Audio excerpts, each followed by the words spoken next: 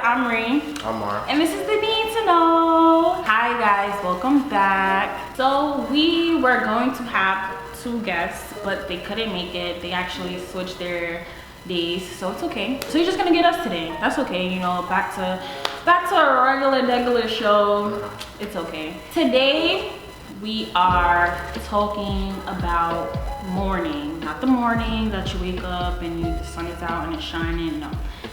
Mourning, like you mourn somebody. So what's mourning? Basically, you know, it's something, how you cope with death. Basically, I think that's a very simple, you know, yeah, pretty simple, very straightforward. And I think this is a good topic that, you know, that both of us can actually talk about because we've both been through something. Mine is a little bit more recent. We're gonna basically tell you guys an experience, and we're gonna basically tell you guys how we coped with it, how we're coping with it, if we're still coping with it, and so forth. So, do you wanna go first? Because mine is more recent, or should I go first? I don't know. I'll go first. So mine, not a lot of people know about this. I don't really share this. I haven't shared it, only like close people know this. In December will be a year that my uncle passed away. Like, that is somebody that has been, you know, very supportive of me in terms of like me being a writer, just me in general, you know, things that I want to do in life. And that is somebody like that that's my mom's brother, and that's somebody that my mom, you know, that was like her best friend. And you know, it's hard to lose somebody that, you know, is close to you, or like, you know, has like a good impact on you. And when that happened, it like hit me super, like, it was just crazy, because it was something that I knew would hurt, but I just felt like everybody's pain. Like, you ever like felt everybody's pain before? Like, that hurts. Like, it hurts really bad, like to actually absorb everybody's energy. Like, you know, my uncle was actually my brother's best man at his wedding, and it was just like, you know, that's something that, you know, you don't really, like, they were close. Like, my brother and my uncle were very close, so it's like, that's something that, you know, and my family, like everybody in my family, like that's somebody that, you know, like everybody talked to. Like, that was like the most blunt person, but you would get like the best advice, you know, you can have whatever conversation. And it's just like, you know, not everybody has that. A lot of the things that, like, my mindsets, I kind of got from him as well. I do something that he always says that is actually going to be an episode, is living life on life's terms. I really do, you know, go by that.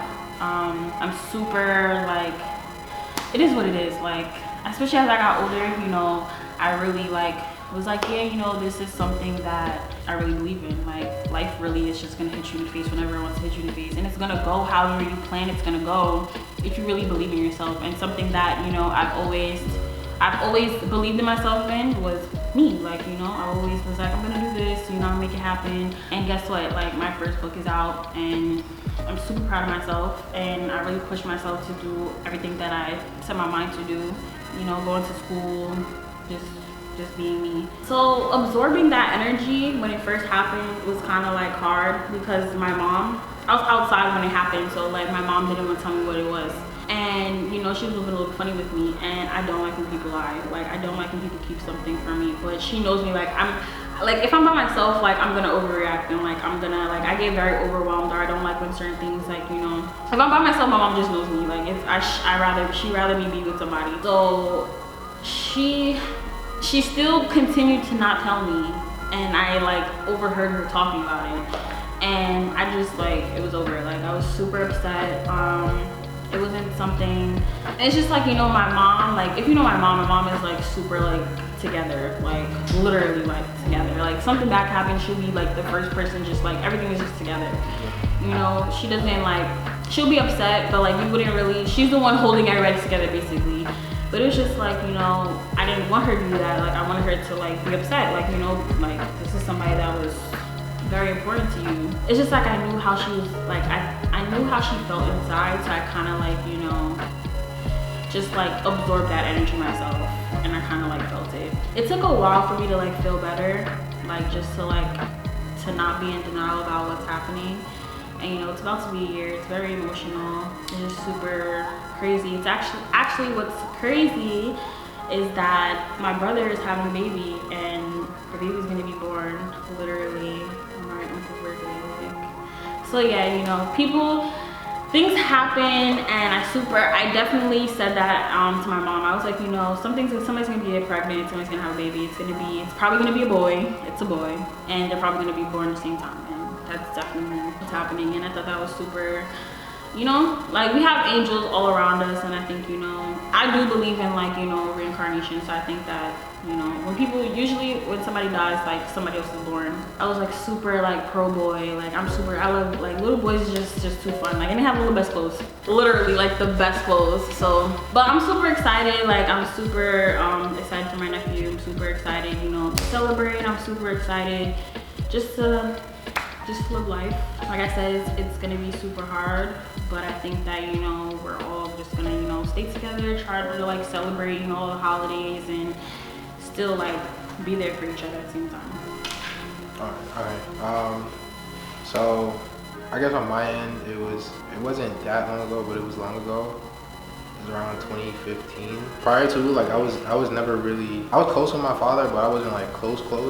Like he wasn't like in the family that much due to like other situations. But around like towards the end of high school, I like rebonded with him in a sense. And like we got to talking, I got to visit him. I forgot what it was like my very first semester of college. I was already in the mind state of like not wanting to go to college, but you know how it is, like when you grow up with, you know, older parents who grew up in like the older generation, like they believe heavily in college, so it was kind of like you're thrown in there because you have to. So I was already like going through that, and then losing my father was like, at that time it was one of the toughest things I ever had to go through, because prior to that, like I've never had to deal with death before. Like my family was always like pretty healthy. Everybody, like, I mean, with the exception of like some hospital scares, but like everybody was always there, so I never had to deal with it like as a kid. And so like losing my father was like just so, it put me in a weird stage, because it was like I didn't know how to feel at first. But then the night I had to tell my brother that he passed, like seeing my brother break down was like Serena said, like when you feel the emotions of everybody else, like that makes it even worse. So like I was already going through it, but like seeing my brother cry for the first time ever, because my brother like never cries, that took an emotional toll on me. Not only that, but like having to go back to school and like figuring out college was like that emotional barrier was just like, it was almost too much for me to handle. And then like in the middle of me, like, you know, going through midterms and stuff, like I had to go to the wake and the funeral. So it was like, imagine like, you know, trying to study for tests and getting your grades up. And we all know how college is, like, you gotta start off strong, because like when your GPA is low, it's really hard to pick it back up. Like imagine like going through your very first semester having to deal with, you know, a parent dying on you. It's like, it was one of the toughest things I had to go through. I would say coping with it took me a long time. Like it took me almost 2 years. Like I tried so many like remedies. Like people advise me on like praying, doing meditation walks, going running, music, talking to friends, visiting his grave. Like I tried everything in the book, and it was just like, they were helping a little bit, but like at the end of the day, it was just tough overall. And then at the same time he died, there was a girl that liked me. In my defense, like I wasn't really looking for a relationship, but when he died, she was kind of there, and so she kind of became like that replacement. Instead of me dealing with the death, like she became like a blinding spot for me. So it was like when she was there, like I forgot the whole time that he died. And so in a sense, like the relationship failed because of that, because like I just didn't want to deal with a death, considering I've never dealt with it before. But once she like started realizing that she was there because of, you know, me trying to cope, or like me being vulnerable, once she left, it was kind of like, okay, now I have to deal with this head on. And so that's kind of why it took like 2 years to kind of deal with it. It got so bad to a point where I had to take a semester off from college because of it. Like my grades were slipping very bad. Like I was at one point on the brink of academic probation. A lot happened. It was just one of the, like 2015 to like early 2017 was like one of the worst periods. I even took up like smoking. Like I was smoking weed a lot. And my mom eventually figured it out. But like I was smoking weed, I was doing vape, I was drinking, I was just doing a lot. Like that period was just like very scary for me. And to be honest, like I don't deal with it anymore just because I've like kind of grew into living life without him. I know it sounds like fucked up, but it's just like, you know, I've learned how to move on. But I mean, it still occurs to me like every single time. Like October 15th would be the 5th year anniversary of his death. So it's coming up. Like I've thought about it from here, like from time, but it doesn't affect me as much as it once did, like when it very first happened. But I would say like a lot of things like grew out of it. As a result, like I started, you know, doing comedy and videos and stuff because of it. The Need to Know actually birthed right after I was like done dealing with it.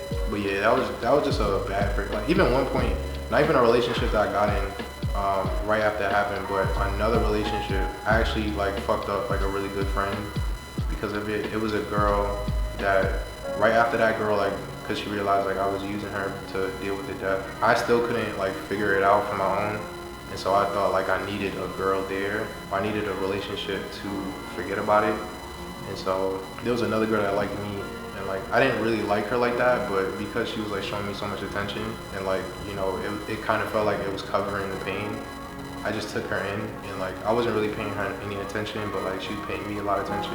In the end, I mean, she still fucked me over, so it's like, fuck you at the end of the day. But in the end, like when she left me too, like I was more hurt because it was just like, at one point I felt like I couldn't find love. Like this death is like now affecting me negatively to the point where I'm like turning into a bad person or something. Because I would never do something like that prior to, but because of that death, like I was just doing so many things that I normally wouldn't. But it was just trying to find so many things to cope, you know, with death, that it just is one of the scariest things like to ever go through, especially as a young adult.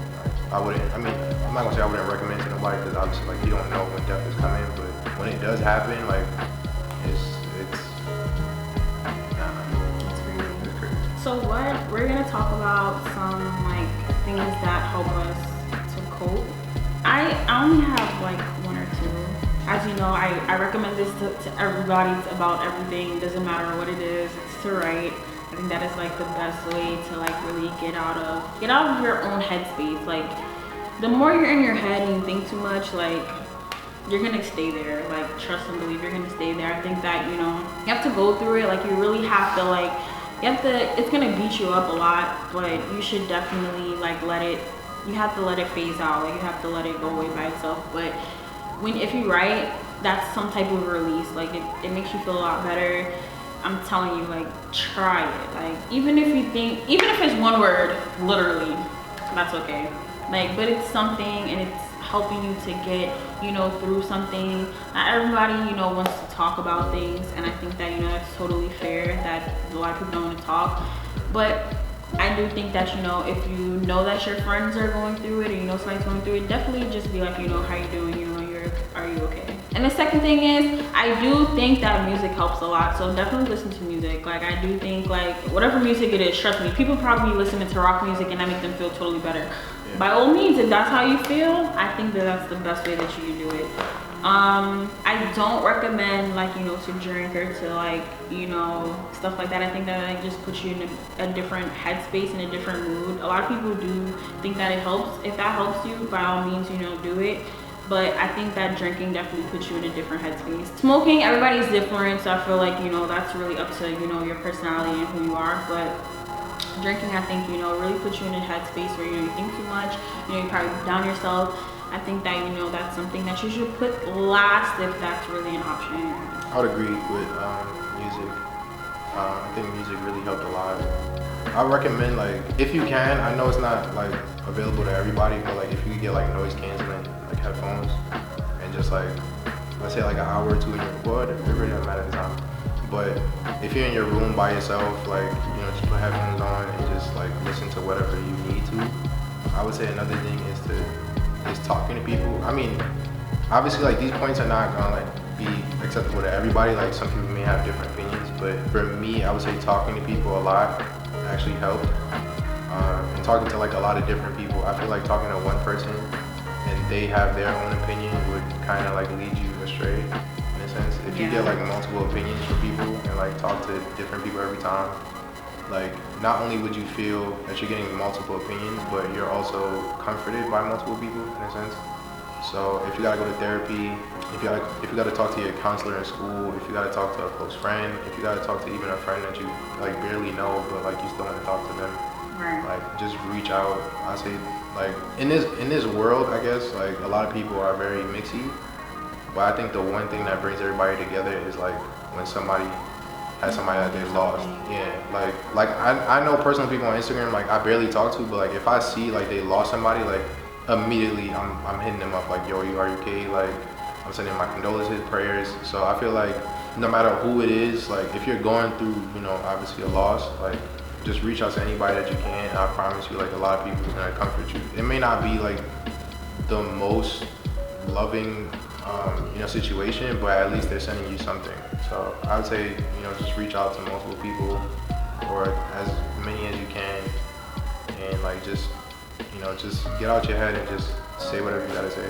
I think I really wanted to keep it really short. I don't want to like get you guys too emotional, get us too emotional. I think that, you know, we're gonna keep this super short. So yeah, like I wanted you guys to know like our experiences with us personally dealing with death, and also, you know, the things that we use to help us cope in general. Again, we're always open to listen to you guys. Don't hesitate to hit us up. And of course, you know, definitely, you know, always make sure that somebody is good. Even if you're just like, you know, hey, how you doing? Or, you know, are you okay? Simple things. Simplicity is always key. I think that you guys should definitely like absorb that type of mindset, because like simplicity is really key. Just saying, you know, hey, how you doing? Are you okay? Is like the best thing that you can ever do for somebody. Like somebody's mood can change just from a simple hey, how you doing? Trust and believe. Do you have any updates? Yes. Oh, it's about time. Well, this episode, by the time this episode comes out, it already passed. But by the time we're filming this, Sunday, September 13th. Today's the 11th. Today's, yeah, so Sunday. So this will be probably a week after. So you're seeing this a week after. Yeah, but Sunday, September 13th, we're officially is the first day of like production for my documentary, Fountain of Youth. Serena is gonna be part of it. Well, she's a writer that like edited, you know, the monologue and all the stuff. So we're gonna start shooting that Sunday. So the full documentary will be coming out soon, in like a couple of weeks. So be on the lookout like around October, maybe early November. But yeah, we've already started production, so I'm hyped. It's super, I'm super excited. My only thing is, you know, make sure you get a copy of my book. Like that's really all I can say. Like, you know, get a copy of my book. Facts. Definitely, you can order it. You can order it. You can wait and tell me that you want a copy and purchase it when I do my book reading. You can do that. You guys can let me know if you're interested in coming to my book reading. My book reading will be on October 17th if you are available. I'm going to do a second one sometime in December. I don't know when yet, but sometime in December I'll do a second one. It usually is about 2 hours because I read. Also, I read certain poems. It's just for you guys to, you know, have a feel of what the book is about from the actual, you know, writer writing the book. So I'm gonna give you guys that experience. Other than that, you know, you can check out any of my other work. I actually have a couple of flash fiction stories coming out. A couple of them are out. They're only $5 if you are interested. If you do like the snippets that I post, definitely, you know, check them out. You can purchase the actual version of the whole entire series. Other than that, check out my website. I do write, I do edit, so definitely ask for help if you need it. My prices and everything are also online. My whole website is serenacastillo.org. Make sure you follow me on social media. My Instagram and my Twitter is readthehost. Yeah, I can follow me on social media. It's _we_want_more. And make sure you follow the Wonderful Shows page on Instagram and Twitter, guys. It's TNTK Show. As always, thank you for watching the show. That's all you need to know. Bye, guys.